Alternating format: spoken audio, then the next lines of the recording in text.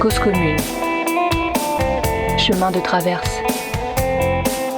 D'autres voies pour imaginer demain.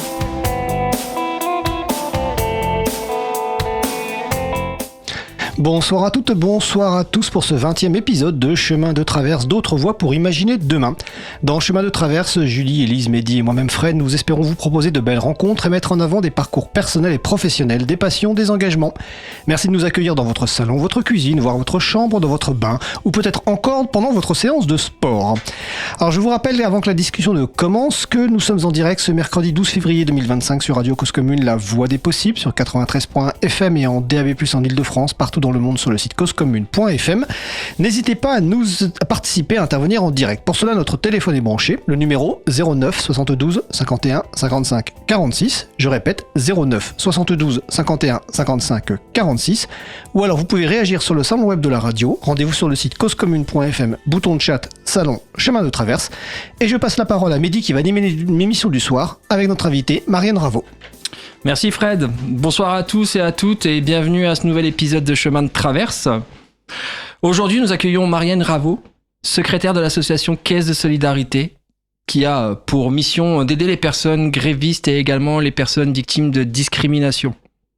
Ça me fait très plaisir de l'accueillir aujourd'hui puisque ce sujet fait complètement écho avec notre actualité. Comme vous avez pu l'entendre, à l'heure de la prétendue submersion migratoire mise en avant par notre Premier ministre et suite à l'affaire Merwan Belhazar, victime de son apparence plus proche de celle d'un hipster que celle d'un salafiste, donner la parole à une militante qui combat ces sujets-là est complètement en phase avec l'émission et me fait d'autant plus plaisir de l'accueillir ce soir. Salut Marianne. Bonsoir Mehdi. Ça va ? Ça va très bien, merci Cool. de m'accueillir. C'est normal, je suis très content de t'avoir ce soir. Alors le principe de l'émission est assez simple. L'idée c'est qu'on discute tous les deux de qui tu es, ce que tu fais aujourd'hui, de cette force militante qui est en toi et en même temps de parler de la caisse de solidarité, de ses missions et d'essayer de faire un parallèle si tu le veux bien avec l'actualité. Oui. Ça te va ? Volontiers, ouais. Cool. Ok. Marianne, oui. Dis-nous qui tu es. Qui je suis aujourd'hui. Ouais, et qui t'étais avant. Qu'est-ce qui t'a amené au militantisme ? Quel est ton parcours ? Figure-toi qu'en préparant cette émission, du coup, je me suis posé la question. Enfin, du coup, ça m'a amené à me poser des questions. Yes. Parce que tu sais, y a des personnes qui deviennent militantes parce qu'elles ont un entourage familial, etc. On a souvent chacun des parcours assez différents. Et du coup, je me suis posé la question. Je me suis dit, mais quand est-ce qu'il y a eu un point de départ ou qu'est-ce qui a pu... Une genèse. Voilà. Et en fait, comme beaucoup, je pense, c'est au moment du lycée où il s'est passé... où j'avais beaucoup d'interrogations, puis j'ai rencontré aussi des personnes. D'accord. Moi, je suis de Clermont-Ferrand. Cool. À la base. Je suis jurassien. Tu vois. Donc j'avais. Pas de jeter la pierre. Donc il y avait Lutte ouvrière qui faisait la sortie des lycées. Donc okay. On allait dans des cafés. Je me souviens, elle s'appelait Marie. Donc on allait dans des cafés. Il y a eu les manifs. Moi j'avais une bonne bande de copines, même si on n'était plus ensemble au lycée, elles étaient en face. Mais on était quand même déjà très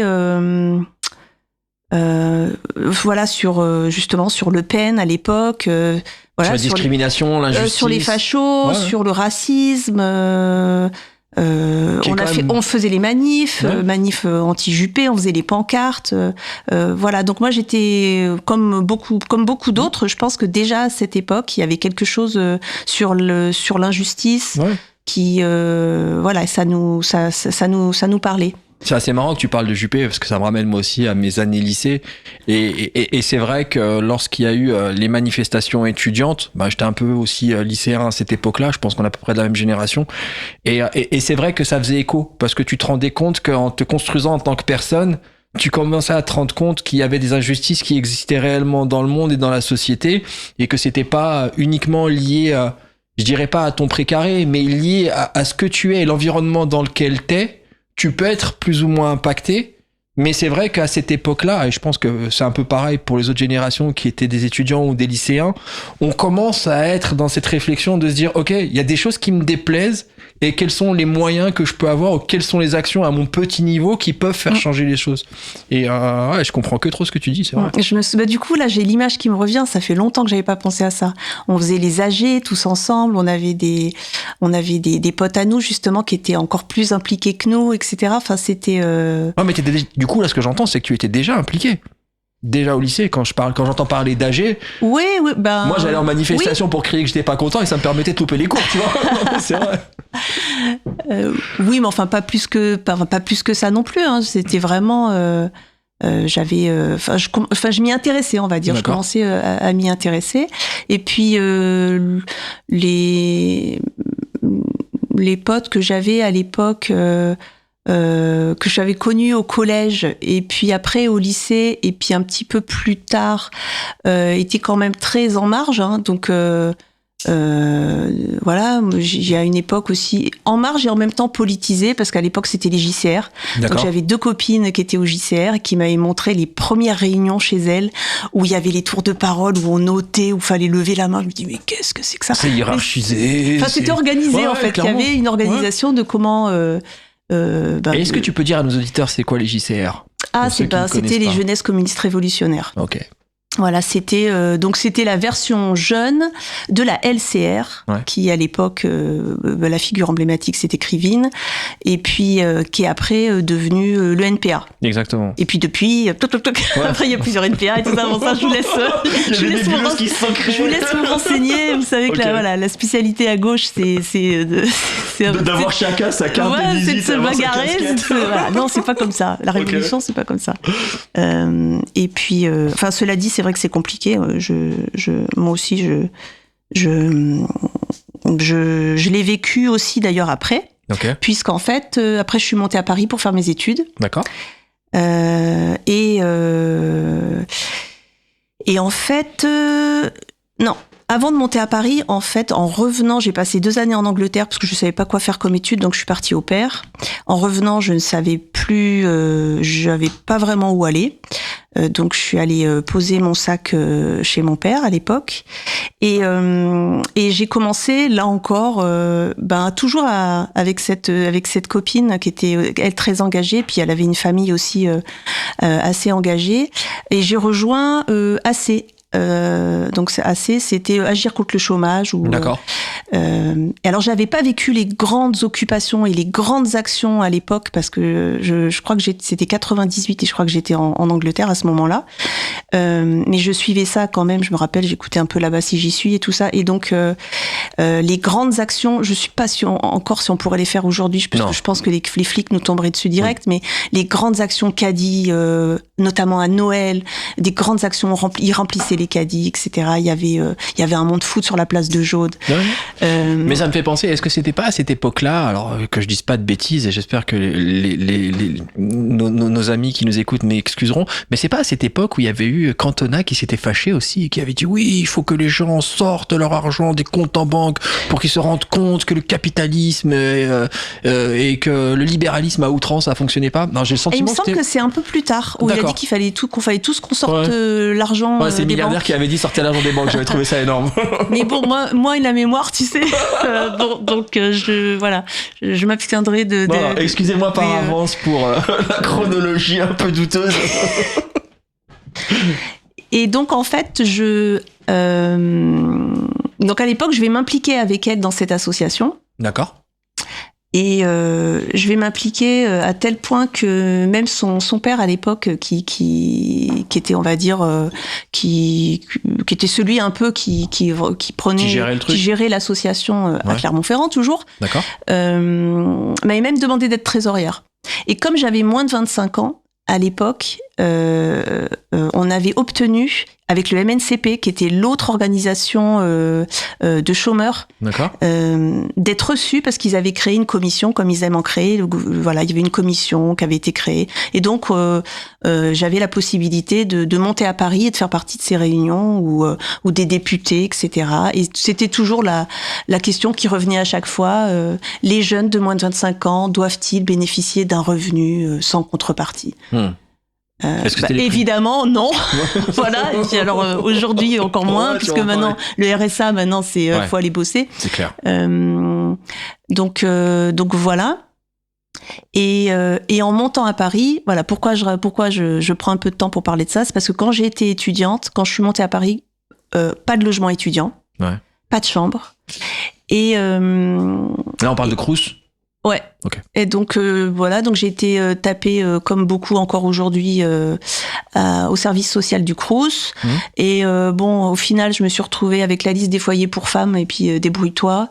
Et puis ça n'a rien donné. Et c'est là où j'ai pu compter en fait sur des militants d'AC qui étaient à Paris. D'accord. Et un copain du MNCP et après une copine de AC qui m'ont hébergée. Et en fait, c'est ça qui m'a. Il y a plusieurs manières de raconter son parcours. Il y a soit celui où on la joue, moi j'ai vraiment un niveau de résilience. Ah mais moi, tu vois, j'avais la niaque, je suis sortie du ventre de ma mère, j'avais une niaque pas possible. Ou à mon avis, enfin moi comment je vois mon parcours, c'est qu'il a été jalonné de gens qui à un moment donné ont été solidaires et m'ont aidé. Exactement. Et si j'y avais pas eu des gens pour m'héberger à Paris, et ben j'aurais repris mon sac et je serais repartie à Clermont et j'aurais été clairement. Ouais. Mais c'est beau ce que tu dis parce que ce que je comprends dans ton parcours, c'est ton implication militante émane des personnes qui sont dans un combat et non pas par opportunisme. Voilà, comme on aurait peut-être souvent tendance à fantasmer les personnes qui sont militantes, on pense qu'à un moment donné, des personnes qui montent pour un combat ont des idées préconçues d'opportunisme, qui ont des idées d'ambition politique, alors que là, moi, de ce que j'entends, c'est t'as voulu être étudiante, t'as été en galère, et en fait, les gens avec qui tu militais quand t'étais étudiante, quand t'étais lycéenne, t'ont donné le change, et c'est des personnes. Avant de venir et de mettre en avant un combat, ils t'ont pas laissé en galère. Ouais. Et c'est plutôt louable, j'ai envie de te dire. Bah oui, beau, et ça continue aussi comme ça, parce que du coup, quand t'évolues dans un milieu, enfin, c'est vrai que c'est quand t'évolues dans des associations, en fait, c'est les gens ont envie de se rendre utile et d'aider les autres. Et du coup, ça a continué, ça a été aussi valable quand j'ai été en galère, parce qu'on a que des galères. Quand j'étais en fait, cette personne qui m'a aidée, d'ailleurs, je tiens à la remercier, même si elle m'écoute pas. Mais merci d'avoir aidé, Christelle. C'est gentil. Merci, en plus, Christelle. elle était prof, elle avait un logement de fonction. C'était à Belleville et franchement, elle avait qu'une chambre, quoi. Ouais. Et je pense que, alors bon, je pense que j'ai peut-être pas été, c'est pas toujours très facile de vivre avec quelqu'un. Bon, elle me l'a jamais trop fait ressentir, mais je pense que voilà. Tu penses que c'était une grosse concession pour elle? Je pense qu'à certains moments, oui, forcément. Ouais, mais ça, c'est la vie ensemble, tu vois. Ouais, oui, mais bon, elle avait rien à y gagner, quoi, à part rendre service, quoi. Et donc. Moi, je trouve ça beau, hein. Alors, je suis peut-être un peu candide, tu vois. Et ouais. Et alors, du coup, quand elle est partie, parce qu'elle faisait partie elle était de Grenoble. D'accord. Et puis, elle avait été envoyée faire ses classes, parce qu'elle était prof, elle était envoyée faire ses classes à Paris, et puis après à Saint-Ouen. Bah, la goûté 93. On était à Saint-Denis. Place Lautréamont. Représente. Moi, je suis dionysien. Et donc, moi, je l'ai suivi, puisque j'avais toujours pas de logement. Le petit boulet. Et puis, entre-temps, j'ai rencontré celui qui allait devenir mon compagnon. D'accord. Et donc, on a cohabité. Puis elle avait son copain aussi qui était anglais. Et donc, on faisait tous un peu de la colocation. Et puis, quand elle a pu repartir dans sa Grenoble qu'elle aime, elle l'a fait. Sauf que nous, on n'avait toujours pas de logement. D'accord. Et donc elle a été sympa, elle nous l'a laissé, puis nous on payait le loyer. Et puis en fait après on s'est rendu, on a su que on pourrait pas le garder parce que c'était un logement de fonction. D'accord. Et donc la grosse galère. Donc moi entre temps j'ai eu mon premier enfant. Entre temps mon beau-père qui était venu en vacances a fait un AVC. Oh. Et je me souviens, j'envoyais les photos de la famille aux organismes d'HLM, s'il vous plaît, je mettais le... galère, regardez. Ah ouais. Mais le désespoir complet, vraiment la détresse. Et ben là encore, qu'est-ce qu'on fait? On va au DAL, droit au logement. Et puis Christelle connaissait en plus elle avait une copine parce que le milieu militant, forcément, on travaille ensemble, donc on est amené à rencontrer des gens d'autres associations, etc. Là c'est pareil en fait. C'est grâce à cette copine Edwige du DAL qu'on a. Enfin bon, une histoire complètement folle, presque miraculeuse, hein, parce qu'on a oublié une photocopie au DAL parce qu'il y avait des permanences juridiques. Et ça nous a permis de rencontrer cette fille qui connaissait Christelle et qui, en fait, on avait visité un logement qui finalement nous avait été refusé. La super douche froide, on nous a dit oui, c'est bon. Et puis après, on a dit non, c'est bon. Oh, et finalement, elle connaissait des personnes dans la commission sociale. Enfin bon, un truc. Elle avait un pouvoir de persuasion, ou en tout cas. En tous les cas, elle connaissait les bonnes personnes. Et en plus, elle-même avait eu un logement. Alors là, vraiment, la coïncidence de dingue. Elle-même avait eu un logement dans cet immeuble-là. Enfin, vraiment, ça tient presque du miracle. Hein. Oh, c'est trop beau. Et donc voilà. Donc. Non, mais c'est sympa ce que tu dis parce que j'ai l'impression de vivre une belle histoire. Tu vois, il était une fois, je suis en galère et à chaque fois que j'essaie d'avancer, je me dis qu'on va faire 3 pas en arrière. Et puis au final, tu vois. De fil en aiguille en rencontrant des personnes. Franchement, voilà, j'ai vraiment de la reconnaissance parce que effectivement, des fois, ça tient à pas grand-chose. Et, trop bien. Voilà. Donc des gens qui prennent un peu sur eux et qui ont envie de rendre service, des fois, ça rend vraiment, vraiment service. Et ça, du coup, tu t'es dit, ok, à partir du moment où tu as rencontré des personnes qui étaient prêtes à rendre service, prêtes à aider, sans contrepartie, juste parce que elles sentent que c'est pas une mission d'utilité publique, mais là, à l'instant T, de pouvoir t'aider, ça faisait sens pour elle. Oui. Toi, ça t'a aidé, ça a été une sorte de déclacheur, c'est ça? Ah j'étais déjà militante, moi. Hein. Okay. J'étais déjà dans ces associations-là. Mais pour moi, ça fait que confirmer que ça donne du sens, en fait. Au choix que tu fais par rapport à ton militantisme. Ouais. Ouais, trop bien. Enfin, je sais que moi, ça m'a... qu'une personne, à un moment donné, voulu faire ça, pour moi, ça m'a j'allais dire sauver la vie. Enfin, en tous les cas, j'étais dans une précarité. J'étais vraiment dans une. Je dirais pas sauver la vie, mais en tous les cas, façon de parler, mais socialement, j'étais vraiment très très mal. Ouais. Et puis voilà, une fois encore, je pense qu'il n'y a pas de honte à dire que lorsqu'on reçoit de l'aide d'une personne qui est bienveillante et qui change ton quotidien, parce que avoir un toit sur la tête, c'est pas anodin, quoi. Je dirais pas qu'il y a une sorte de reconnaissance ou de dire ok, je lui en dois une, mais ça peut aussi potentiellement t'aider à te dire ok. La voie du militantisme ou la voie de l'altruisme pour aller aider les autres.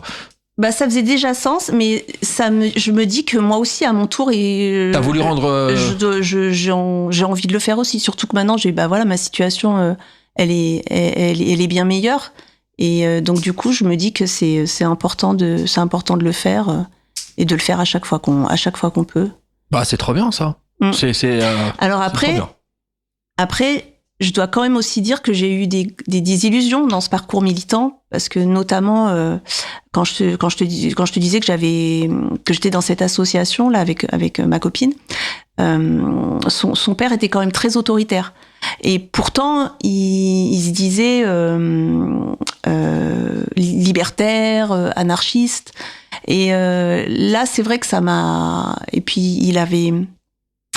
il était aussi autoritaire et violent avec sa compagne, et quand c'est allé trop loin, en fait elle tout le monde l'a mis, enfin tout le monde l'a pas, personne ne l'a calculé, parce qu'elle jouait pas un rôle central. Mais on l'a pas blâmée non plus, elle est quand même victime. En fait, elle a pas forcément été soutenue, quoi. Ouais. Et parce que comme lui, politiquement, il occupait une place importante dans tu sais, dans une association en plus qui est politisée, t'as des forces, t'as des sphères de pouvoir. Oui, oui, et puis c'est pas. Alors oui, il y a des rapports de pouvoir, et des rapports de pouvoir qui sont liés aux objectifs que va se donner certains groupes, certaines tendances dans l'association. Donc les gens qui étaient plutôt radicaux, ils se voyaient pas. Enfin, pour eux, c'était un soutien, cette personne-là. Et donc, en tous les cas, moi, je l'ai vécu comme ça. J'ai dit, en gros, politiquement, ça vous arrange de le garder et de pas soutenir sa compagne qui est victime de violence. Voilà. Et alors là, ça m'a refroidi. Ça, je viens de croire. Et il y a rien d'inexcusable. Et puis en plus, j'étais assez jeune et naïve, je pense. Et donc, du coup, ça m'a. Douche froide. Ouais. Alors, je tiens à préciser qu'aujourd'hui, il y a aucune violence faite aux femmes qui est excusable. Peu importe que tu sois président d'association, que tu sois PDG, président que peu importe ton statut.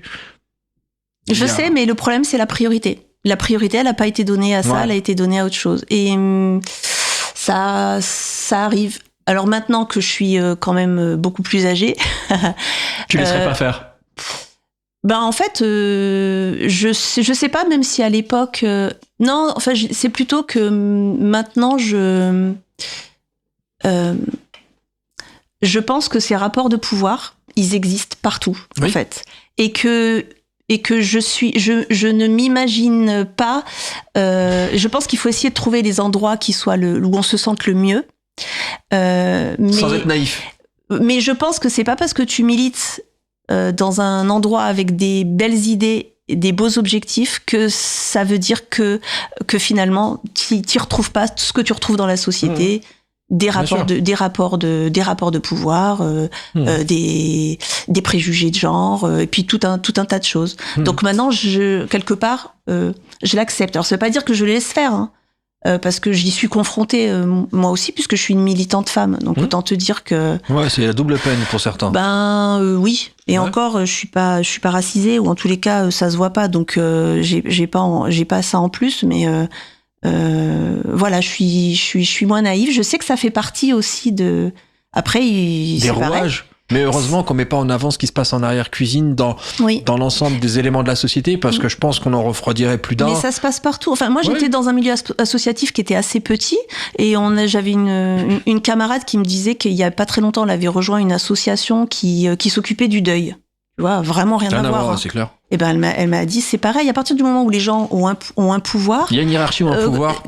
C'est pas la question du montant, de l'argent, etc. C'est que ça te donne une place, socialement, ça te donne une place. Ouais. Et puis, des fois, ça dérape, quoi. Ouais, mais les jeux de pouvoir rendent fous les gens, et on s'en rend bien compte depuis toujours. J'ai l'impression que depuis l'histoire de l'homme, donner du pouvoir à quelqu'un, et tu te rendras compte que cette personne-là, elle sera prête à mettre... pas de côté ses valeurs, mais elle sera prête à faire des concessions et à faire des écarts de côté pour pouvoir conserver son pouvoir.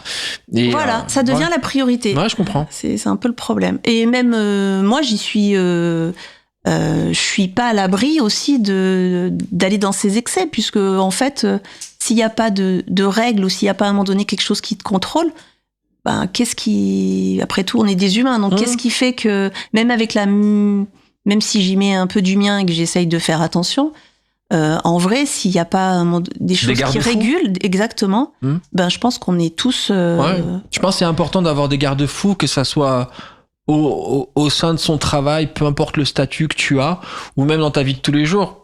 La chance je comprends ce que tu dis, parce que j'ai eu l'occasion dans une vie passée, d'avoir des responsabilités, et qu'on te donne un peu de pouvoir.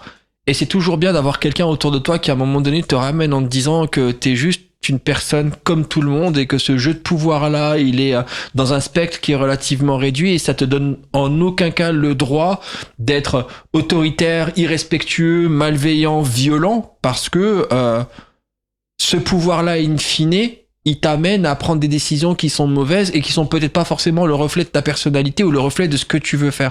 Et je trouve que ça fait complètement sens par rapport au milieu associatif, et même autre qu'associatif, militant de manière large, parce qu'à un moment donné, donner du pouvoir à quelqu'un doit avoir... En fait, je sais plus qui disait ça, mais il faut donner le pouvoir à ceux qui le veulent pas.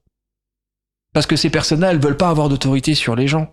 Elles ont une vocation qui est peut-être de rester en arrière-cuisine, de justement d'être des militants qui sont dans l'action. D'ailleurs, c'est assez surprenant, parce que j'ai eu l'occasion de discuter il y a pas très longtemps avec un membre d'un syndicat, et ça sera aussi peut-être l'occasion de parler de qu'est-ce que tu fais toi maintenant.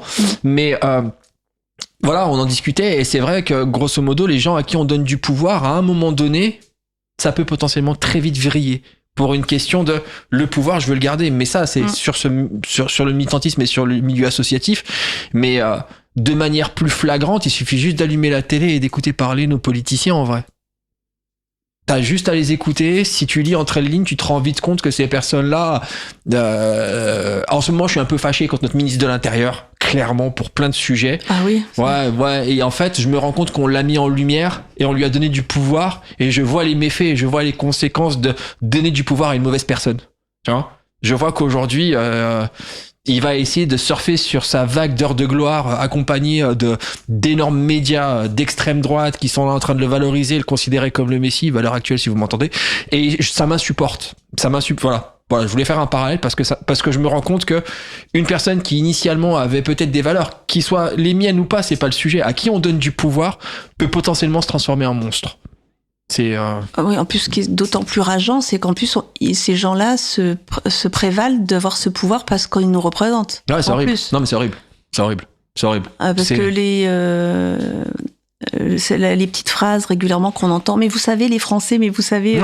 Tu te sens pas en fait représenté parce que quand tu dis des énormités, t'as l'impression que c'est toi qui parles. Alors c'est à notre nom, oui, c'est en notre nom que c'est dit. C'est ça qui est terrible. Mais c'est pour ça qu'il y a aussi une grave crise de confiance dans le système actuel. Ouais, et il y a de quoi. Ouais, mais tu vois, c'est assez fou de voir que... Après, on dévie un peu, mais c'est vrai de voir que notre futur ex-premier ministre a dégainé des 49.3 aussi rapidement qu'il respire, alors qu'il était censé être dans le consensus quand il a été élu. Je me dis dans les rouages aujourd'hui de la politique et dans ces jeux de pouvoir, il y a un truc qui fonctionne plus. Et c'est plus qu'une question... Ça va au-delà de la question de confiance. Pour moi, c'est... de me dire quel est l'objectif derrière tout ça. C'est est-ce qu'au final les politiques sont là pour apporter des solutions au peuple et à la société et la faire évoluer, ou est-ce qu'on est dorénavant dans une sorte de Game of Thrones où chacun a son petit précaré, a son rôle en tant que personne influente de pouvoir, et que l'objectif in fine c'est de se gargariser et de faire en sorte que le pouvoir lui amène des intérêts très souvent politiques, de reconnaissance, mais qui va en aucun cas dans le sens du peuple et dans le sens de la société. Et autant, il y a quelques années, j'avais le sentiment que les politiques donnaient un peu le changement, en tout cas, donnaient l'illusion que quand ils présentaient le peuple, ils allaient pour le peuple. Et là, j'ai l'impression, depuis les 2 derniers mandats... Là, t'y crois plus, hein. Ah bah non. Mais là, pour y croire, faut vraiment... Tu sais, j'ai une fille de 14 ans qui... alors, après, on va revenir sur ton cas, mais qui a 14 ans et qui a fait son stage à l'Assemblée nationale. Ah oui. Ouais, c'est assez marrant, elle a été avec un député, bref. Et elle a pu venir et elle a pu voir des séances à l'Assemblée nationale. Oui. Et alors, qu'est-ce qu'elle en a pensé ? Ah bah, tu veux savoir, le premier truc qu'elle m'a dit, papa, c'est des gamins. Je te parle sérieusement. Elle m'a dit, j'ai vu des gens qui se crient dessus. J'ai vu des gens qui s'écoutent pas. J'ai vu des gens qui sont sur X et qui regardent le nombre de posts qu'ils font. Et elle avait ni téléphone, bien évidemment, silence radio, tu regardes, tu tais. Et ce qu'elle a retenu, c'est qu'il y avait des personnes qui étaient élues, mais qui au final étaient à la cour de récré. Et elle me disait, c'est quand même assez bluffant parce qu'au final, ces gens-là, ils sont censés représenter le peuple. Donc du haut de ses 14 ans, elle a eu sa première déception libertaire, j'ai envie de te dire. Et oui, elle s'est dit, ça doit être des gens très sérieux. Ouais, complètement. Puis en plus, elle aime bien la politique. Elle aime bien la politique. Elle aime bien l'idée de représenter le peuple, ou en tout cas de représenter des gens et de mettre en avant des idées qui sont progressistes. Ah là, elle est tombée de haut. Je te confirme qu'elle est vraiment tombée de haut. Elle a adoré. Elle a adoré le stage, elle a adoré l'Assemblée nationale, elle a adoré voir des députés. Mais elle a aussi vu ce qui se passe en arrière-cuisine. Et elle n'a pas été au Sénat. Oh non. Elle a 14 ans, on va attendre un peu. Bon, l'image qu'on a du Sénat aussi est pas... Ouais, c'est clair. Grâce à Monsieur Larcher et à son fauteuil, d'ailleurs. Tu m'étonnes. Sans commentaire. Et du coup, Marianne, tu fais quoi maintenant ? Une fois que ce parcours teinté à la fois d'illusions, de désillusions, d'aide et de bienveillance de la part de certaines personnes, des associations et du militantisme ? Eh bien, en fait, je suis retournée au militantisme avec quand j'ai fait mon stage, parce que les études universitaires que je faisais ne me permettaient pas d'envisager de pouvoir payer un loyer avec ce type d'études. Voilà. Et puis il y avait des gens bien meilleurs que moi sur le sujet, donc après je me suis réorientée et j'ai fait un BTS assistante de gestion PME PMI. Ok, rien à voir. Oui, Rien à voir, parce qu'à l'époque, mais avoir un peu, après j'expliquerai pourquoi. Okay. L'idée c'était que peut-être de créer une entreprise avec mon compagnon. D'accord. Donc voilà, lui il était sur l'électricité, et tout, voilà, il est très électricité informatique et tout ça. Et donc on s'était dit, pourquoi pas. Heureusement on l'a pas fait parce qu'évidemment on n'aurait pas supporté travailler ensemble. Mais comme quoi la vie est bien faite des fois. Et du coup mon stage, je l'ai fait chez un éditeur, et pas n'importe quel éditeur. J'étais étudiante en berbère et je suis allée chez l'éditeur français qui était il y a deux éditeurs on va dire sur tout ce qui est spécialisé sur l'Afrique. Il y a Présence africaine. D'accord. Et il y a les éditions L'Harmattan. Et en fait, j'ai fait mon stage au service commercial de l'éditeur qui était celui qui publiait tous les livres que j'étudiais à l'université. D'accord. Très bien. Et donc j'ai été ravie. En plus, c'était le dirigeant qui m'avait appelé en personne. Donc c'était vraiment voilà. Sauf qu'en fait, j'ai été embauchée parce qu'une des filles, Coralie du service de presse, a claqué la porte. Burnout. Et puis les gens râlaient un peu. Je trouvais qu'ils étaient je trouvais qu'ils exagéraient un peu. Bon, après, j'ai compris qu'effectivement, j'ai compris où j'avais mis les pieds. Mais après, c'est un peu comme tout le monde. Quand on arrive, tout est beau, tout est rose. Après, tu vois l'envers du décor. Et après, tu commences à comprendre l'envers du décor. Et du coup, pourquoi je dis ça ? Parce qu'en fait, il y a eu des élections professionnelles. Alors moi, c'est marrant parce que dans cette histoire, j'étais pas du tout moteur. Hein. Je revenais de congé mater. Je m'entendais bien avec mes collègues. Ça c'est un truc. Les collègues, pour moi, c'est comme beaucoup de gens. Les collègues, c'est la partie importante du taf. Voilà. Et c'est le sable de ta journée. En même temps, tu passes 8 heures avec eux. Tu vois. T'imagines, je t'entends pas avec eux. Compliqué. Oui, mais c'est plus que s'entendre justement. C'est voilà. Ouais. C'est voilà. Nous, on rigolait bien. Enfin voilà. Donc et donc ça c'est au service fabrication en fait que la colère est montée et qu'ils ont pris les choses en main et qu'ils ont fait appel à la CGT pour les élections professionnelles. D'accord. Et là, je me suis dit moi je veux bien en être. Et donc au départ, je me propose d'être suppléante. OK. Voilà, c'est dans ce truc de collègues, on va faire un truc entre collègues tout voilà. Et puis finalement, les personnes qui étaient vraiment moteurs vont partir et on va se retrouver avec ma collègue. Plus suppléant à tête de liste. En fait, c'était une petite entreprise, donc c'était 2 titulaires, 2 suppléants, mais finalement, oui, on va se retrouver mise en avant. En première ligne. D'accord. La copine qui était comme ça, elle va complètement craquer parce qu'en fait, très très tôt, on a. Alors là, c'est pareil, c'est des patrons qui sont à la fois qui publient à la fois très très à gauche et puis qui sont aussi capables de publier très très à droite. D'accord. Mais en tous les cas qui essayent d'avoir une bonne image, on va dire, des patrons éditeurs de gauche. Et ça va être très très dur. Voilà. Et ça va être très très dur. Donc la copine va lâcher assez vite. D'accord. Et après, nous on va pas faire long feu non plus, hein, parce que normalement le mandat était de 4 ans. Et moi moi j'adhère en 2013 à la CGT, donc 1er avril, donc élection professionnelle. Et après je vais pas faire long feu, hein, je vais faire 2 ans et demi, 3 ans. Et je vais sortir de là en dépression. Lessivé. Je suis. Ouais. Ça a été très très dur. Qu'est-ce qui a été violent dans ce mandat-là en tant que représentante syndicale dans cette entreprise ? À la fois c'était génial parce qu'il y avait des collègues qui prenaient des risques parce qu'ils n'étaient pas protégés, mais qui donc ils n'étaient pas syndiqués. Non. Okay. Et qui n'étaient pas élus. Ok. Et qui prenaient des risques parce qu'ils nous défendaient, ou quand il y avait des choses qui n'allaient pas, ils étaient capables de le dire. Ce que la plupart des autres collègues, voilà, ça. On fait pas de vagues, on évite. Non. Et pourtant, il y avait vraiment des trucs, franchement.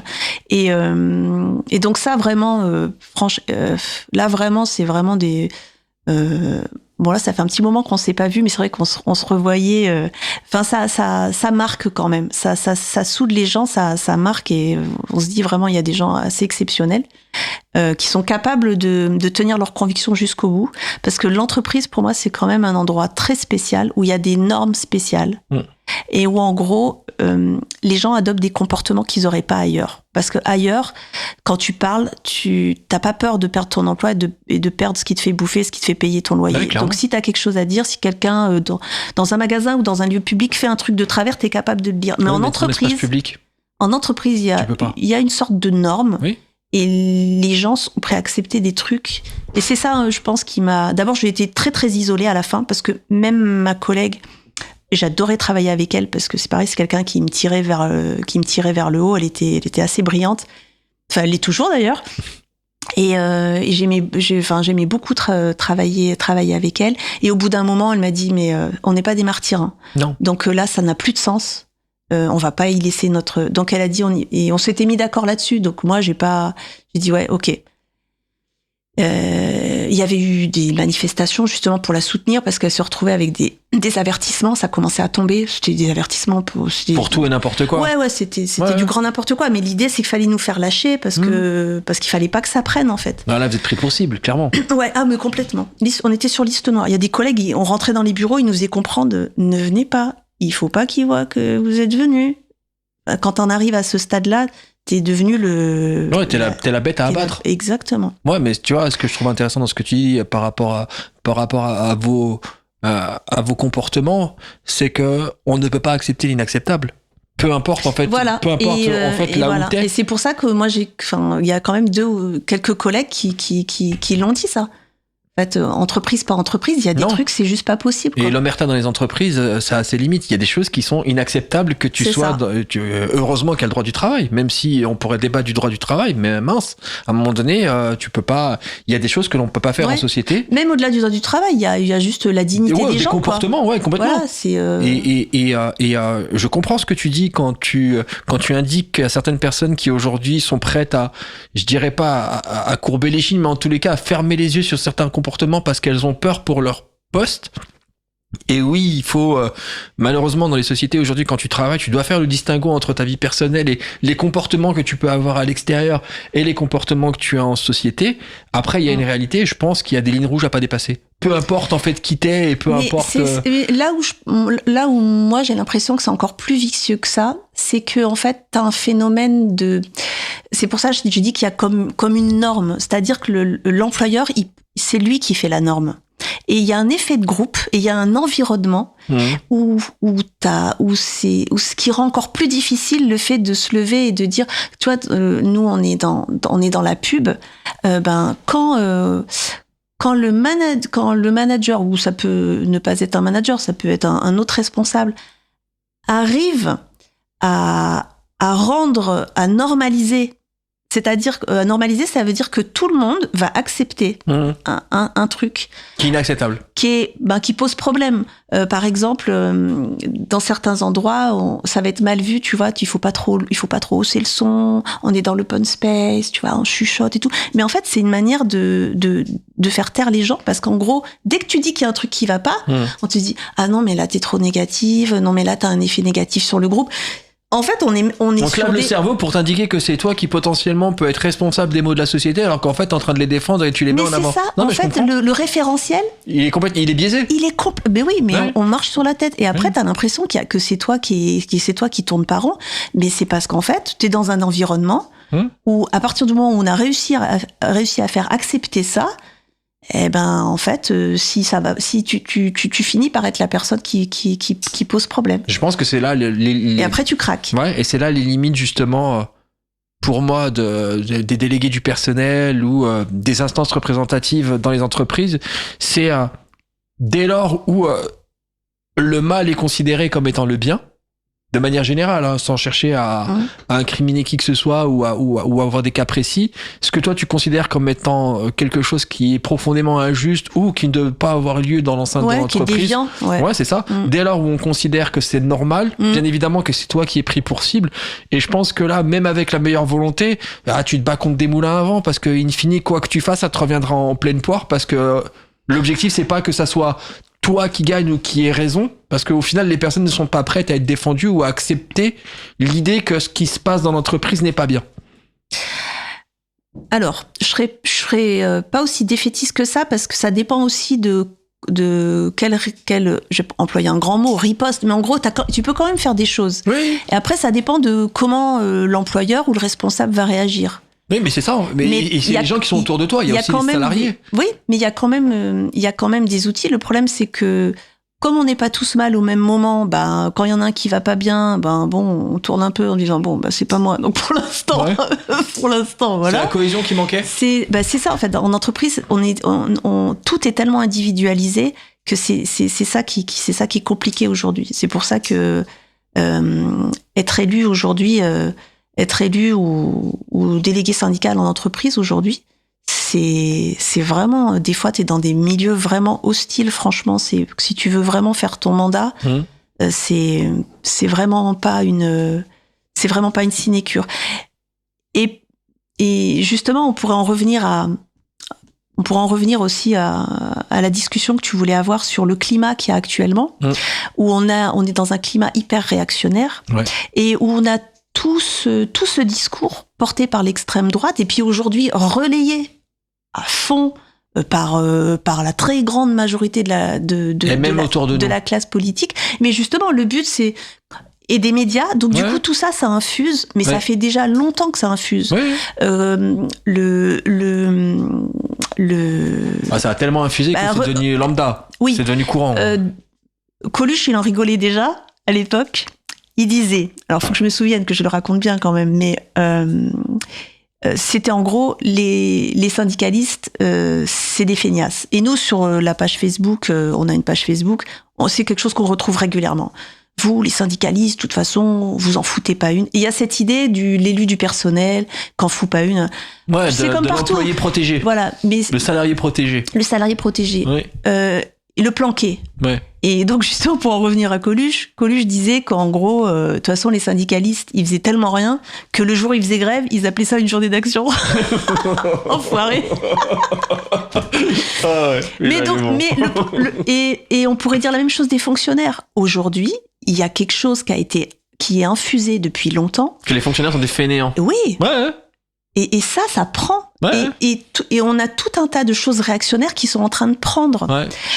Alors en même temps ça prend, et en même temps tout le monde sait qu'aujourd'hui le métier de prof c'est paillasson. Putain, en fait. Ma femme elle est instite, je mets au défi n'importe qui. Voilà. De tenir une classe et de bosser comment elle bosse.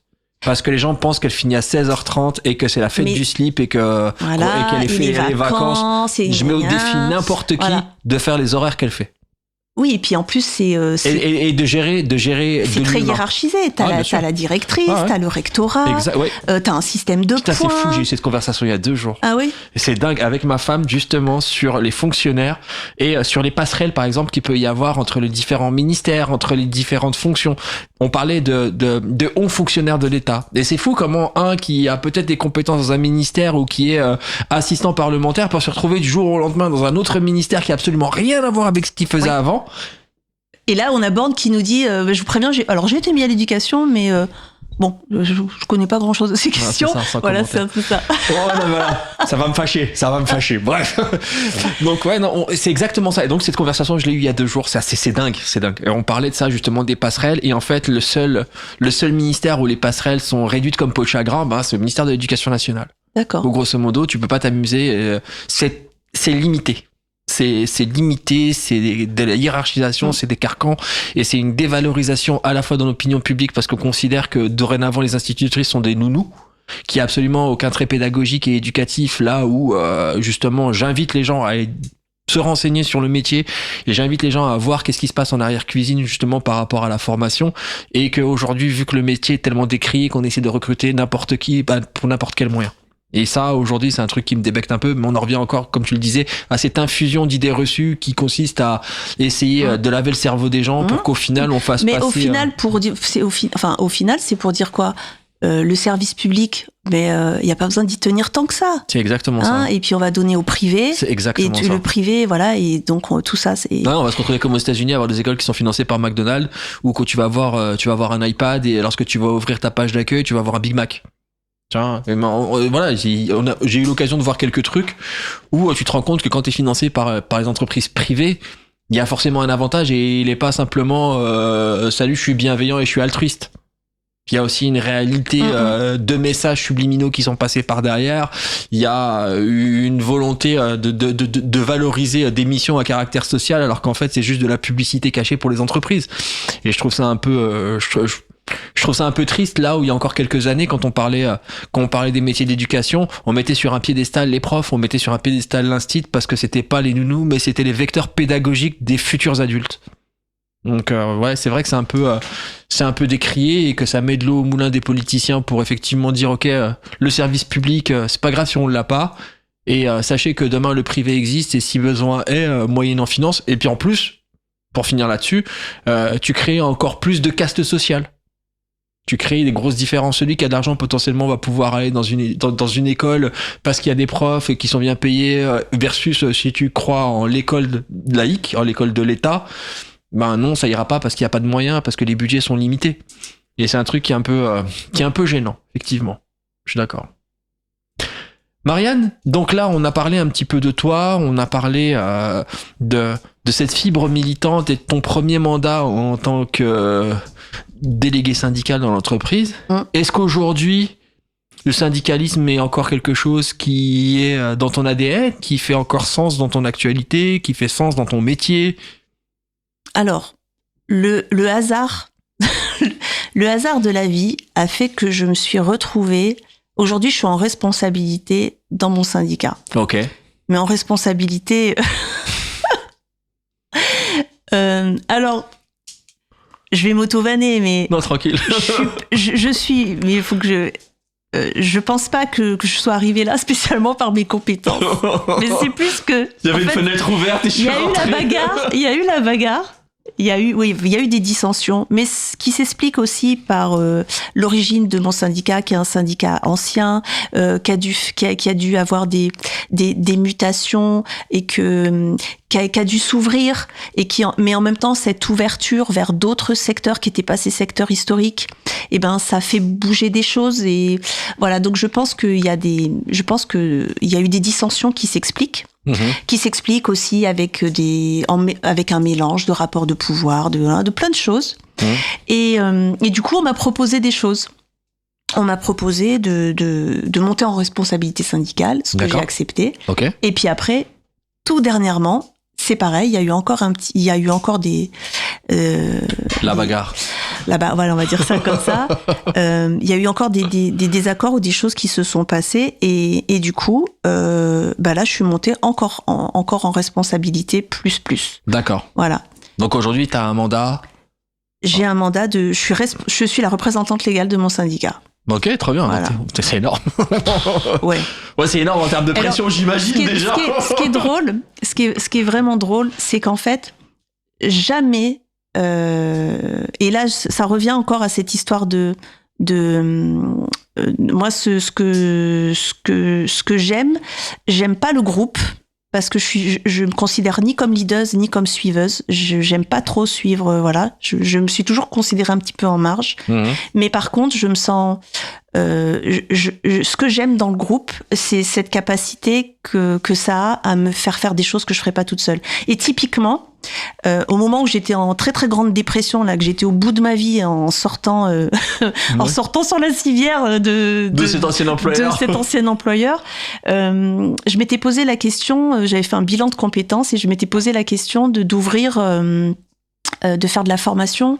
J'avais fait, français langue étrangère, ouais, avec le CNED, et je me disais, voilà, ça me plairait bien d'ouvrir, voilà, de faire des cours de soutien, des cours d'alphabétisation, et je l'ai jamais fait parce qu'en fait, j'avais peur. D'accord. Et je me voyais pas porter ça toute seule. Et ben là, je vais te dire. Là, c'est ton mandat de syndicat qui te dit, ça y est, c'est bon, je gère 1000 fois. Jamais je n'aurais pensé être capable de ce que je fais aujourd'hui. Okay. Alors, je le fais sans doute, j'espère que je le ferai de mieux en mieux le temps du mandat que j'ai, qui est un mandat qui finira dans 2 ans. D'accord. Mais jamais de ma propre volonté, je me serais senti capable de le faire. Ouais. Mais en étant dans un groupe, en étant avec des gens qui m'ont dit, tu trouves l'énergie et le moteur de le faire. Alors, moi, je vais prendre la plus jolie version je vais dire, ils ont cru en moi et ils ont dit, vas-y, on t'en sent capable. Ou alors, ils se sont peut-être dit, vas-y, parce que nous, on veut pas y aller. Non, on va rester sur la première partie, c'est mieux, tu vois. On va rester sur la première partie. Mais en tous les cas, voilà, la force aussi qu'on trouve dans un collectif, c'est d'arriver à faire des choses. Et c'est valable dans mon cas, mais c'est valable pour tous les gens qui sont en milieu associatif et qui font des choses, souvent qui commencent très petits et qui finissent par faire. Voilà.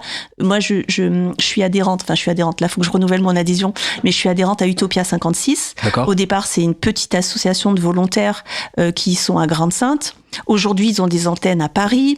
Toujours du côté de Grande-Synthe, à Toulouse. Ils font un travail formidable auprès des mineurs isolés. Ils proposent, ils encadrent. En fait, on peut être hébergeur. Et des fois, on a peur d'être hébergeur, d'héberger des gens que tu connais pas forcément. Et eux, en fait, ils s'occupent de ça. Donc, ils font les rencontres avec. Et je pense qu'au départ, ils ont commencé, ils étaient tout petits. Ouais, mais il y a une vraie vocation derrière, tu vois. Oui, mais du coup. C'est ça qui est génial, c'est que des fois, tu commences petit, et puis le groupe, la motivation des gens, elle fait faire des choses formidables, et puis des fois ça s'arrête, et puis après ça recommence. C'est pour ça que je me dis, des fois on peut être militant, ça peut ne pas bien se passer, et écoute, c'est pas grave, il va se passer peut-être quelque chose ailleurs et autrement. Ouais, mais tu vois, pour conclure cette première partie sur qui tu es et avant d'attaquer la seconde partie de l'émission pour parler un peu plus en détail sur l'association Solidarité, ce que je retiens et ce qui me fait chaud au cœur par rapport à l'actualité, c'est la solidarité. C'est quelque chose que je retiens dans ton parcours qui à la genèse des associations à Clermont-Ferrand t'a fait venir à Paris, t'a fait rencontrer du monde qui via de la bienveillance. Et je pense qu'aujourd'hui c'est un mot qui manque, et je parle de bienveillance au sens premier du terme et pas uniquement en termes de sémantique avec des éléments de langage pour se gargariser et dire qu'on fait des choses. Là, je parle vraiment de bienveillance de la part des personnes qui t'ont aidé, qui t'ont accompagné, qui t'ont amené aussi à un moment donné à te faire prendre position dans ton métier, parce que devenir représentant syndical dans une entreprise en sachant qu'il y a des fois des choses qui sont impardonnables ou impensables, les vivre, et surtout j'imagine toute la charge mentale qui va avec, parce que lorsque on est personne à notre gratin dans une entreprise où on est du poil à gratter, c'est pas forcément facile à vivre, et deux, c'est pas forcément super sympa de voir que l'on nous met des coups dans le dos. J'imagine qu'il y a eu des déceptions humaines, bien sûr, ça fait partie du jeu, et puis là de se dire que malgré tout ça, avec un peu d'abnégation et un peu d'envie aussi, parce que je pense que si t'as pas l'envie, tu prends pas le mandat que t'as aujourd'hui. Parce que d'être à la tête de ton syndicat ou être l'instance représentative de ton syndicat, il y a, j'imagine, un petit peu de ce que t'as pu vivre en entreprise, mais ce que tu mets en avant, ce que je trouve beau pour le coup, c'est la force du collectif. C'est assez différent en fait. La prise de responsabilité, c'est assez différent, mais c'est pareil. En fait, des fois, j'ai quand même des gros moments de doute, mais ça fait partie du jeu, ça. Mais l'important, je me dis, c'est si on est utile. Voilà, c'est ça en fait. C'est qu'il faut que ça continue à avoir du sens. Donc, faut se dire que ce qu'on fait a de l'utilité et qu'on arrive à faire des choses, à innover, à expérimenter. Et pour moi, ce qui est important, c'est pas seulement l'objectif que tu te donnes, c'est aussi comment tu l'accomplis. Voilà. T'as une obligation de moyens et pas qu'une obligation de résultat. Ce qu'il y a, c'est que j'ai rencontré des gens qui disent qu'ils veulent changer le monde, mais qui sont pas tellement prêts à changer eux-mêmes. Alors que moi, je pense que si comme on sait qu'il y a des rapports que la société dans un milieu où on milite, on la retrouve telle qu'elle est à l'extérieur. Faut aussi avoir la volonté d'être de montrer les muscles de temps en temps. Oui, non, plutôt d'être dans l'écoute en fait. D'accord. Être dans l'écoute et de pas être braqué en disant moi c'est comme ça et c'est pas autrement. Ouais, un rapport de consensus. Tu peux pas demander, si tu veux changer le monde, ça veut dire que tu demandes aux gens de changer, mais si toi-même t'es pas en mesure de t'interroger, de te déconstruire sur des choses, sur c'est quoi le pouvoir, c'est quoi le collectif, c'est quoi plein de choses, moi c'est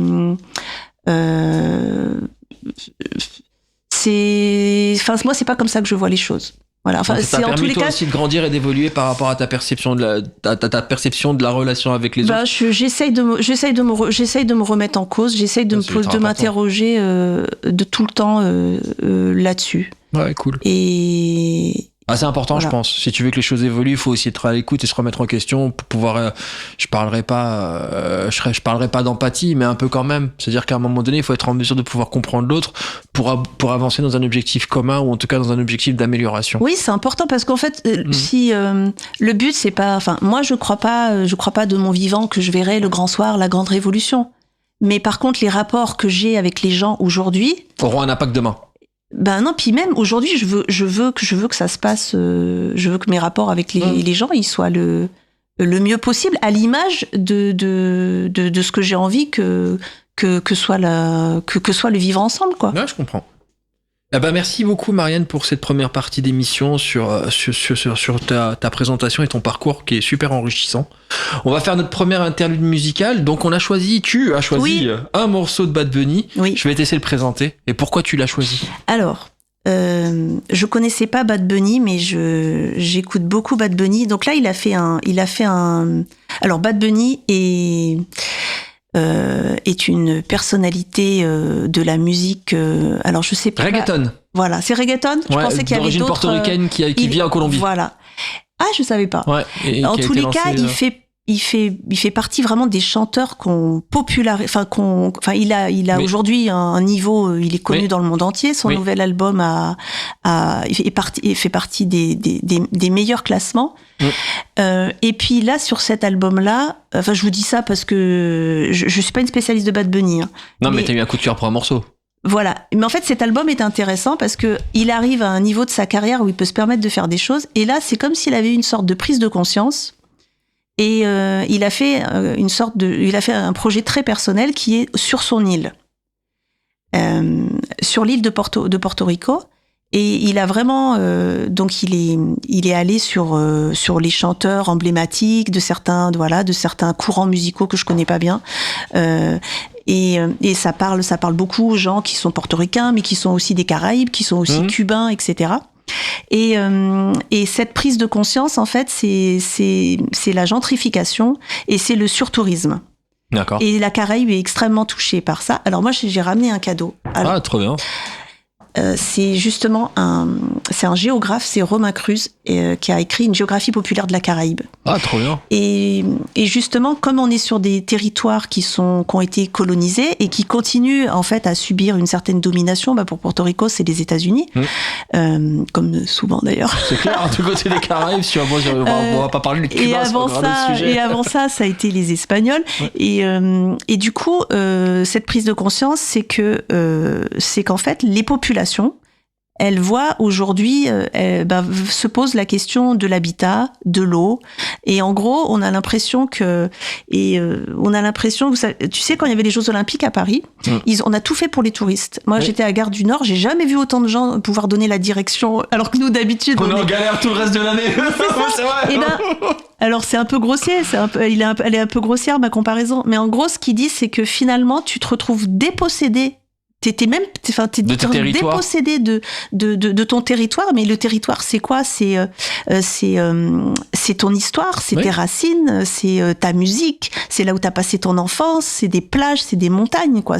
Au profit du tourisme de masse. Voilà. Ouais. De gens qui viennent consommer de la plage, ils viennent consommer de l'hôtel 5 étoiles, et ils repartent. Et puis ça engraisse pas du tout les bonnes personnes, et quoi. sans se poser de questions. Et voilà, je trouvais ça intéressant. Puis en plus, il a même fait appel à des historiens, etc., pour illustrer, pour faire un peu une histoire de Porto Rico. Il a intégré il y a des vraies vraiment une recherches. démarche. Ok, c'est cool ça. Ce qui par contre me pose question, c'est que je me demande si il va pas y avoir un effet boomerang. C'est-à-dire que, comme il va donner envie aux gens de s'intéresser, je prends mon cas personnel, il m'a donné envie. À Porto Rico. Voilà. Et donc, du coup, en fait, au lieu d'être lanceur d'alerte, il va finir ambassadeur de l'Office de tourisme de Porto Rico. Et le problème, c'est que comme on peut pas s'empêcher de consommer, de toucher, de venir.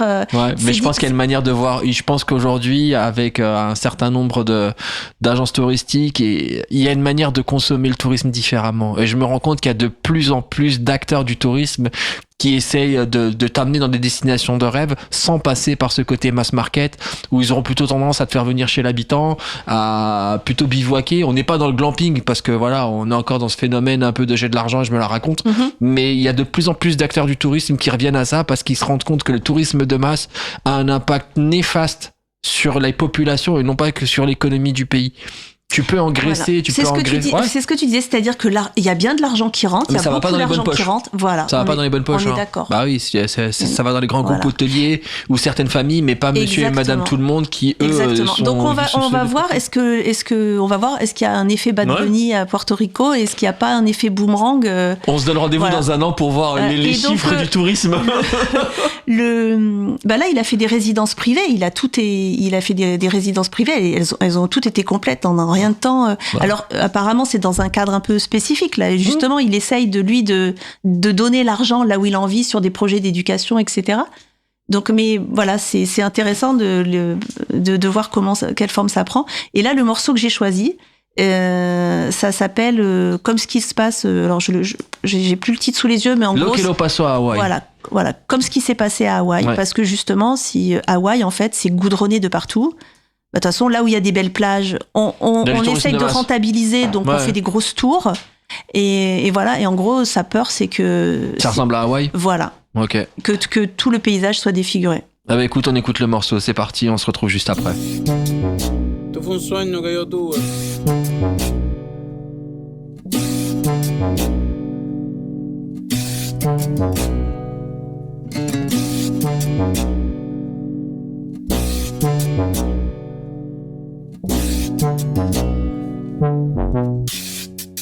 Ella se ve bonita, que a veces le vaya mal.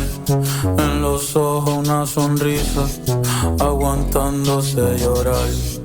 La espuma de sus orillas parecieran de champán.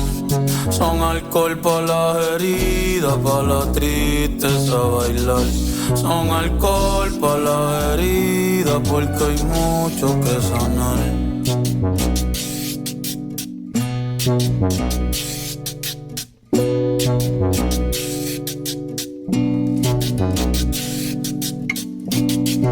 En el verde monte adentro no se puede respirar.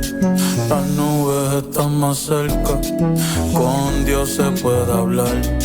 Si hay el jíbaro llorando, otro más que se marchó. No quería irse por Lando, pero el corrupto lo echó. Y no se sabe hasta cuándo. Quieren quitarme el río y también la playa. Quieren el barrio mío y que abuelita se vaya. No suelten la bandera ni olviden la Lolay. Que no quiero que hagan contigo lo que le pasó a Hawaii.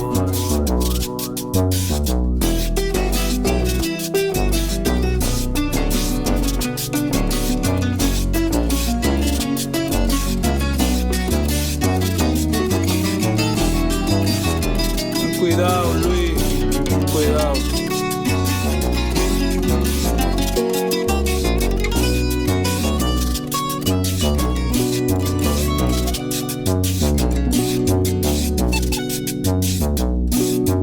Aquí nadie quiso irse y quien se fue sueña con volver.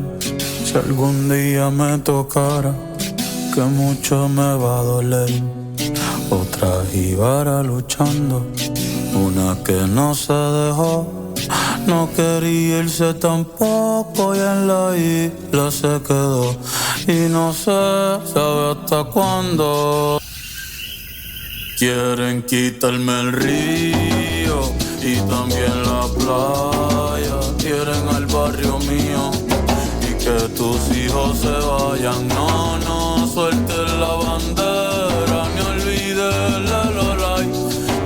Quiero que hagan contigo lo que le pasó a Hawaii. No suelten la bandera ni olviden la Lolay.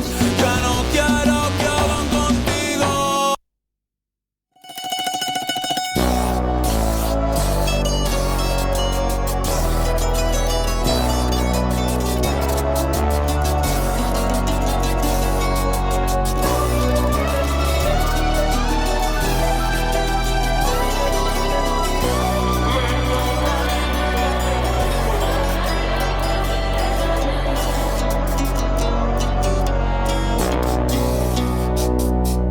Cause commune 93.1.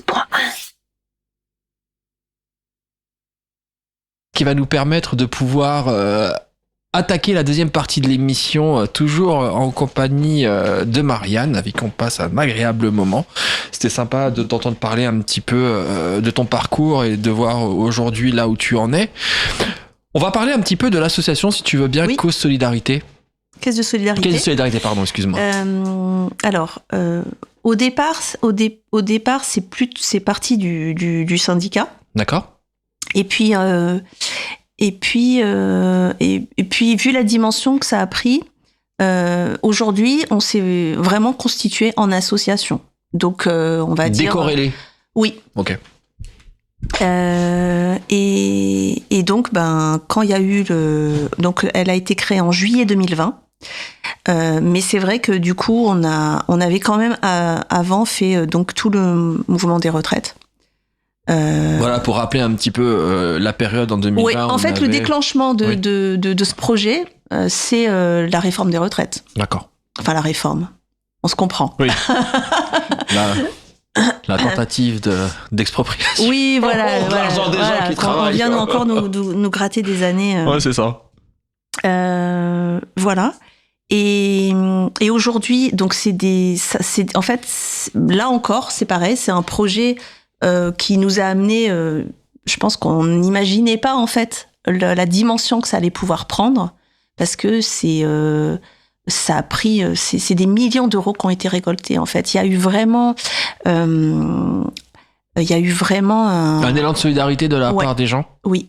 D'accord. Oui, et c'était un des côtés. Alors on a essayé de le faire ressortir un petit peu en lisant quelques mots et tout ça, mais c'est vrai que nous là vraiment on avait le rôle, on avait vraiment le rôle sympa, parce qu'on recevait les chèques, on ouvrait les chèques, il y avait des petits mots des gens soit qui avaient été syndiqués il y a des années, parce que c'était des personnes âgées et qui avaient qui. Mais tu vois, on en revient encore à la solidarité. Hein. Oui.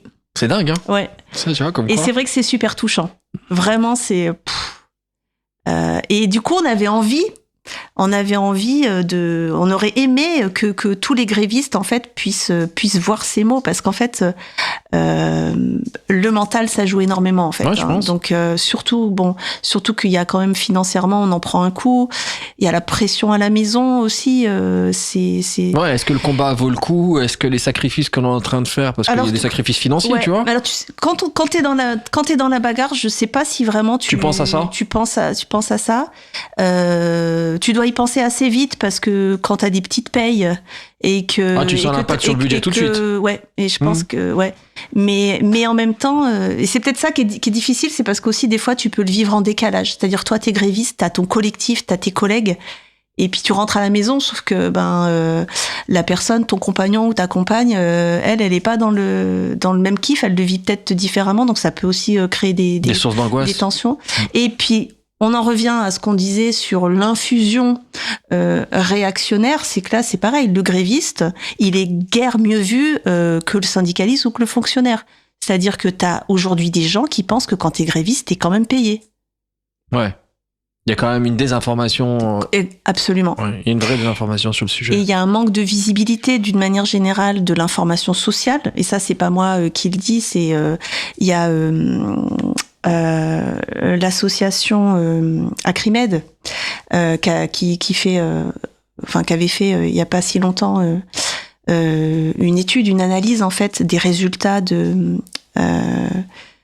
Alors maintenant c'est l'Arcom, mais il y a des enquêtes qui sont menées en fait sur les impacts sur la désinformation.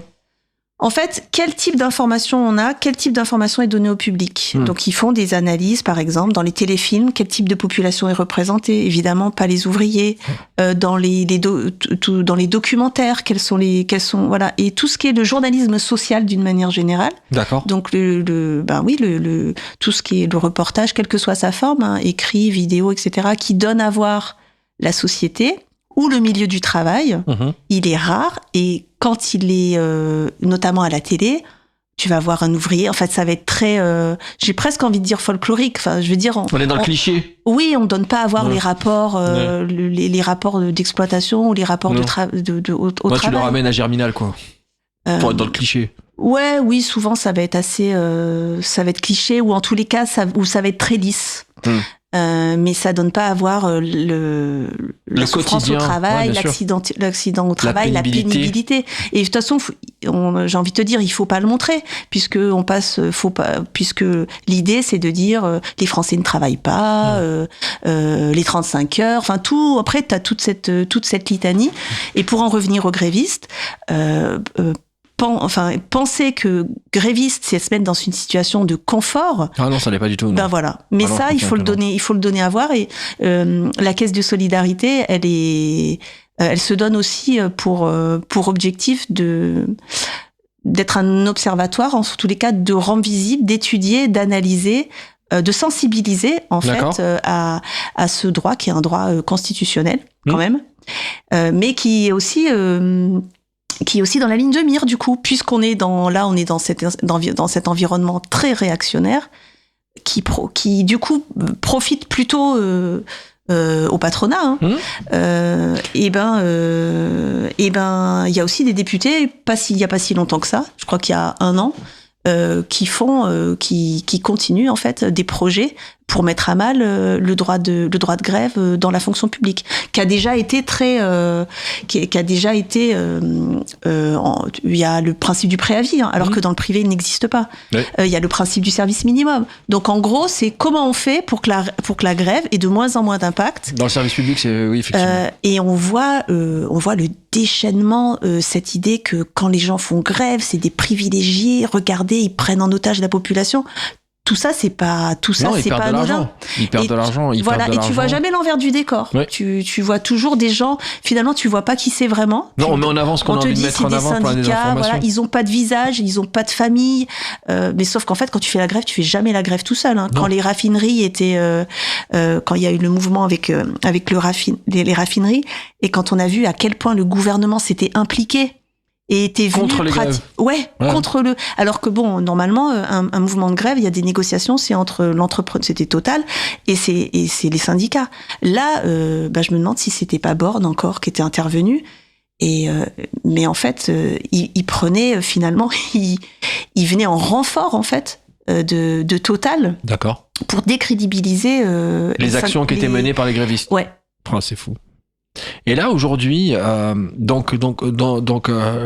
l'asso Caisse de Solidarité aide, on va dire, les grévistes sur une partie financière. Comment fonctionne la rétribution des sous que vous arrivez à collecter, et comment vous les collectez de quelle manière? Est-ce que c'est du don libre? Est-ce qu'il y a de la communication par rapport à votre action?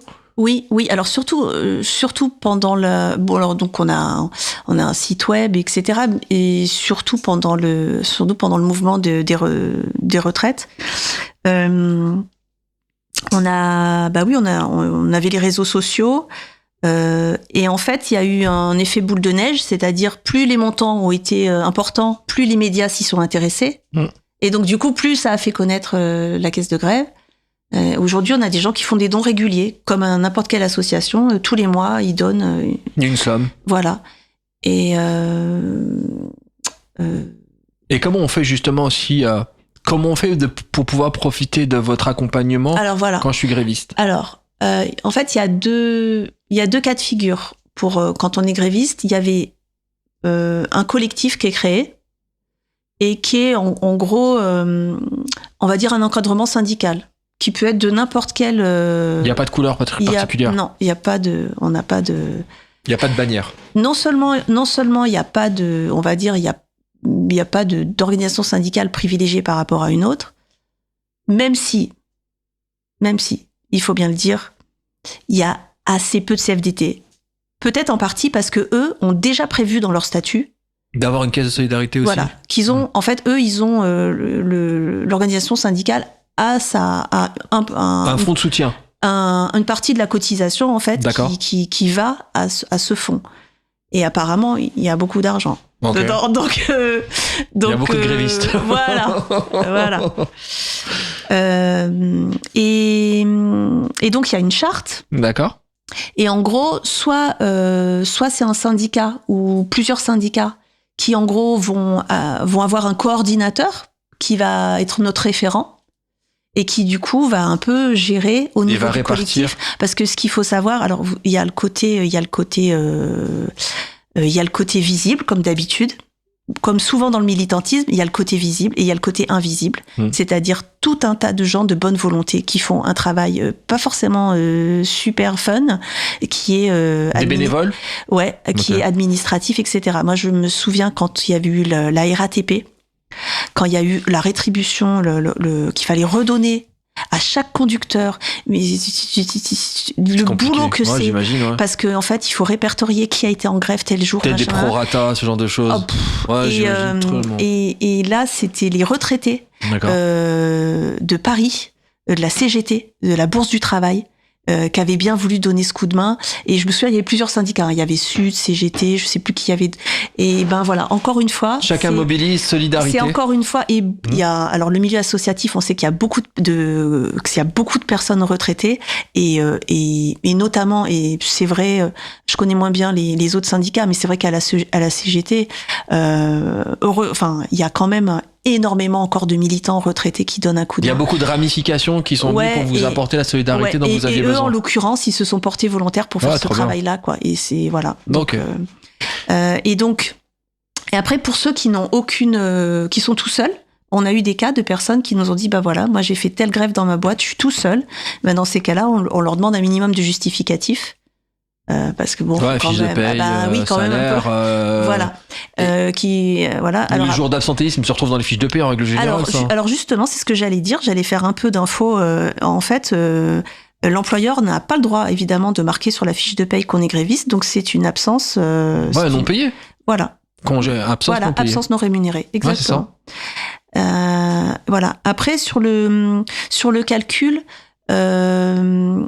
Quand c'était des collectifs, après ils se mettaient un peu d'accord parce qu'ils avaient. Je sais que par exemple chez les cheminots, ils faisaient. C'était pas une règle stricte en fait. Ils se sont mis d'accord sur un taux journalier. Même pas. Je pense qu'il y en a qui étaient prêts à renoncer à certains jours. Enfin voilà. En tous les cas, ils se mis d'accord sur comment ils gèrent l'argent qui a été reçu. Exactement. Et vous en fait vous faites la passation et à partir de ce moment-là, c'est les collectifs avec des engagements. Voilà. Okay. Donc eux, ils s'engagent à bien à faire en sorte que la répartition soit équitable que les en fonds fonction aillent bien à des grévistes, etc. Et voilà, donc après ils prennent aussi leur part de responsabilité pour que les choses soient faites comme il faut. Et les dons, alors question très bête. Oui. Moi, quand je donne à une association, j'ai un crédit d'impôt. Oui, alors c'est pas le cas, mais il y a des démarches qui ont été faites dans ce sens-là. D'accord. Pour que le don pour qu'il y ait une défiscalisation. Ouais, exactement. Ouais, trop bien. Voilà, mais pour l'instant, c'est pas fini. Ok. C'est-à-dire parce qu'en fait, ça fait l'objet d'une démarche juridique. D'accord. Il faut être reconnu. D'utilité publique. C'est ça. Et donc. Alors, si t'aides les grévistes, si t'as pas connu d'utilité publique, c'est compliqué.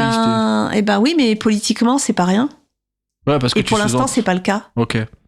Donc. Après, encore une fois, c'est via quel prisme tu vois cette solidarité-là. Si tu te mets côté patronal, tu vas dire qu'effectivement c'est un manque à gagner pour l'entreprise. L'administration fiscale, en tous les cas, pour l'instant, elle n'a pas vu côté employé.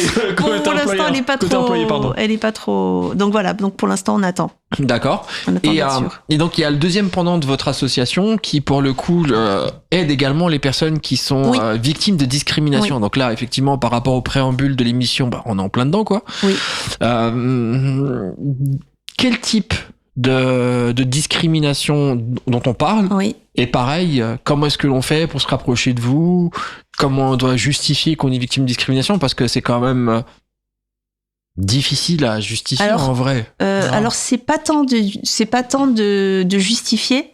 Nous, l'aide qu'on apporte, c'est pour les personnes qui sont dans une démarche de faire reconnaître. D'accord. Donc c'est pas auprès de nous qu'elles vont faire connaître, elles engagent une procédure. D'accord. Soit parce qu'elles sont attaquées pour discrimination syndicale par exemple, soit parce que elles estiment qu'elles ont été discriminées et elles ont envie de faire reconnaître le préjudice. Donc au sens premier du large, on parle de discrimination et c'est pas simplement une discrimination. Non, la discrimination, elle est de genre, de religion. Voilà, il y a 25 motifs entre guillemets, c'est pas le terme, mais je le trouve pas. Donc à la fois la discrimination, c'est une infraction pénale et c'est aussi une infraction reconnue dans le code du travail. C'est des motifs de discrimination. Voilà. Et donc, il y a l'âge, il y a le genre, il y a la religion, il y a géographique. D'accord. Il y a... Je savais pas du tout qu'il y avait autant de motifs de discrimination. Ah, si, il y en a tout un tas. Mais là, tu me dis, donc, grosso modo, tu as 25 motifs de discrimination qui peuvent t'emmener à faire une action en justice. Tout à fait. Et donc, du coup, si je comprends bien, la Caisse de solidarité agit, en tous les cas, accompagne, aide le financement dans une démarche action de procédure. D'accord. Ok. Et c'est pareil. On rentre en contact à vous par l'intermédiaire de votre site internet, j'imagine, en expliquant notre cas. Voilà. Généralement, il faut pouvoir justifier qu'il y a une démarche qui a été engagée. Ok. Parce qu'en finalement, on va prendre en charge, la caisse de solidarité va assurer une prise en charge des frais. Oui. Parce que un des problèmes de la justice aujourd'hui, en dehors du fait qu'elle a pas de moyens et que du coup tout tourne au ralenti, il y a qu'à voir, il y avait eu les greffiers qui s'étaient mis en grève il y a pas si longtemps parce qu'ils sont dans des conditions complètement catastrophiques maintenant. C'est que aussi ça coûte cher et donc à partir du moment où ça coûte, même si elle est censée être gratuite, en vrai elle l'est pas tant que ça. Alors il y a l'aide juridictionnelle. Mais non, on sait bien dans la voilà. Non, dans la réalité, il faut que tu payes. Voilà. Ça, c'est une réalité. Tu sais qu'à un moment donné, si tu veux un bon avocat, et puis ça peut être long, parce que si ça va en appel, s'il faut aller jusqu'à la Cour de cassation, il faut un avocat spécialisé. Voilà, donc c'est des milliers d'euros. Donc voilà, l'idée, c'est d'apporter un soutien pour les personnes qui ont envie de... Aujourd'hui, ça prend une part de plus importante dans l'association, cette notion d'accompagnement pour les discriminés. Oui, mais ça, oui, même si on a été beaucoup sur les grévistes, c'est vrai que c'est un travail de sensibilisation aussi qu'on est en train de faire. Il y avait le défenseur des droits. D'accord. Il y a, je vais pas dire de bêtises, peut-être il y a 3 ans de ça, enfin il y a pas si longtemps que ça, le défenseur des droits fait des rapports, sort des enquêtes, enfin etc. Ouais. Et avait fait a fait 2 enquêtes intéressantes. D'accord. Elle a fait une enquête sur la discrimination syndicale et elle montre que le phénomène est très répandu. Et ce qui est terrible, c'est que la plupart des personnes qui ont un mandat syndical l'ont presque intégré, ça. Des fois, je m'en rends compte auprès de certains camarades. Ils vivent avec, quoi. Mais c'est le fait de pas être augmenté, le fait de pas avoir d'évolution. Donc dès que tu as une étiquette dans une entreprise syndiquée, sache que t'es mis... Alors, il y a la stratégie des employeurs, c'est soit je te mets bien, et comme ça, tu me mets bien. Voilà. C'est ça, t'achètes le silence, t'achètes la paix sociale. Exact. Ou je te fais la misère. Et tu quittes la boîte. Quand on parlait tout à l'heure en disant que les élus étaient protégés, on est protégés, oui. Jusqu'à un certain point. On est protégés parce que si on veut nous licencier, on passe par l'inspection du travail. Oui, mais on n'est pas protégés contre certaines formes de harcèlement, de mise à l'écart, de... Oui, en plus qui sont difficilement justifiables et explicables, tu vois. Puis c'est justifier que t'as pas été augmenté, ça veut dire que tu sais que tu es en mesure d'avoir l'information des autres collègues pour te dire que eux ont été augmentés. Alors, j'ai appris un truc il y a pas très longtemps. Alors, je sais plus c'est quoi, mais j'ai cru comprendre qu'il y avait un sujet où c'est pas un texte de loi, c'est pas un amendement européen, qui dit que dans pas très longtemps, dans les entreprises, si tu veux connaître le salaire de ton, donc à compétence égale et à statut égal, travail égal. Exactement. Si tu veux connaître le salaire de ton copain, tu peux le savoir. De ton camarade, tu peux le savoir. Ah ben ça, je ne le savais pas. Tu vois, ça me fait plaisir. Je l'ai appris il y a pas très longtemps. Alors je sais plus, c'est sous quelle forme, c'est ce que c'est. Mais c'est pas dans le cadre de l'égalité, parce que j'ai vu que dans le cadre de l'égalité homme-femme, le droit européen était en train de mettre en place. Il y a sur les différences de salaire homme-femme, mais c'est à travail égal, dans pas très longtemps. Je pense que dans 1 an ou 2, on va pouvoir demander la grille salariale. dans les mais c'est entreprises. ce qu'il faudrait, parce qu'en fait... Ouais, mais je pense que ça peut aider effectivement les salariés dits protégés et ça peut aussi mettre en exergue le fait qu'il y a des discriminations au travail. Ça, c'est indéniable.